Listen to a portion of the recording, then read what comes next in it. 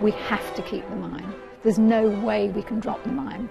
That's where it stems from. That's where the story springs from. Not from the dancing, but from the mime.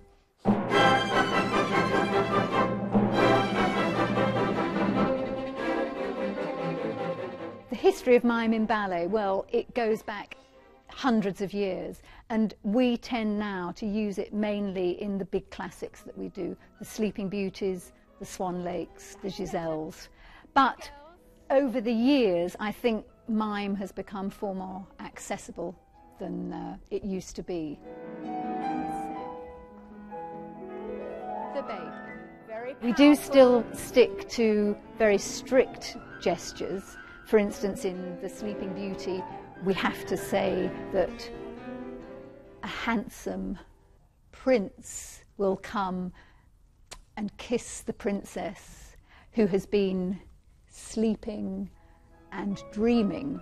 Now, an audience seeing just that would go, oh my God, I'm not going to understand a word. But they have to realise, and I always say this to people who are nervous about coming to the ballet because of mime, and oh, we won't understand what they're saying. It's not just the gestures, it's the body language, it's the whole theatrical process, it's the lighting, it's the costumes, it's the music. Because a lot of these gestures are complemented and accented by the music. And so with the combination of it all, actually it's very, very easy and clear to understand.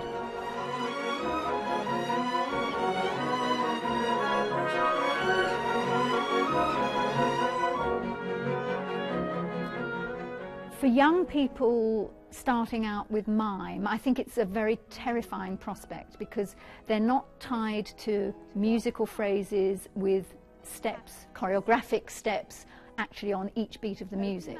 They've got to tell a story using these gestures.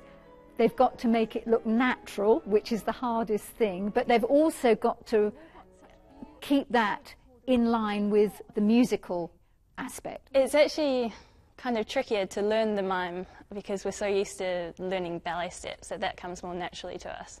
So it's actually quite tricky to make sure you get all the bits exactly right and, you know, on the music, and otherwise, you know, you muck the story up. The main thing, though, is really to instill in them that they've got to be thinking the character, they've got to be the character before they even start a conversation. They've got to know what sort of person they are and consequently how they're going to speak to people.